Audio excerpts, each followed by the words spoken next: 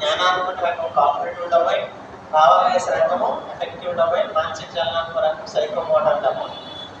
జ్ఞానాత్మక రంగంపై పరిశోధన చేసిన వారు ఎవరంటే doctor B S Benjamin S Blooms. అలాగే భావావేశ రంగంపై డేవిడ్ ఆర్ రాత్వెల్. మానసిక చలనాత్మక రంగంలో పరిశోధన చేసిన వారు RH Deve, Elizabeth Simpson and ఆరో. భావవేశ రంగం అనేది హెడ్, అంటే మెదడులోని జ్ఞానానికి సంబంధించింది, మెదడు కీలకం. ఇదేమో హృదయానికి సంబంధించింది, భావవేశ రంగం హార్ట్ కీలకం. ఇది హ్యాండ్స్ అండ్ లెగ్స్, ఏదో ఒకటి మధ్య సమన్వయీకరణం అనేది జరగదు. అందుకే ఈ భావవేశ రంగం అనేది ఇది జ్ఞానంపై ఆధారపడి ఉంటుంది.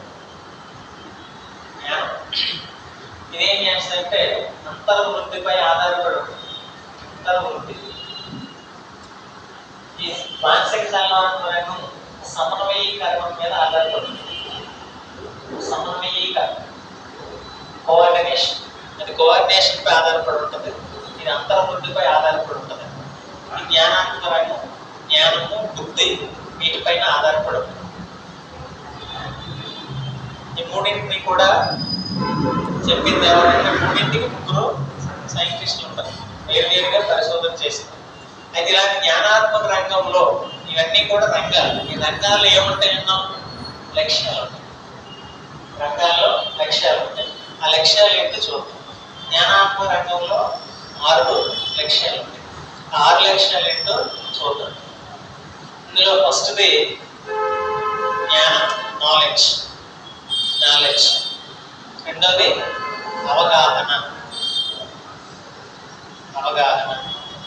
3 వినియోగము లేదా అన్వయము.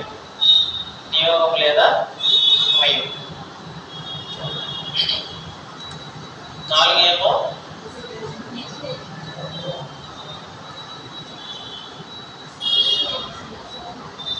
విశ్లేషణ. 5 సంశ్లేషణ. 6 మూల్యం. సో ఇలాగా ఉండే జ్ఞానం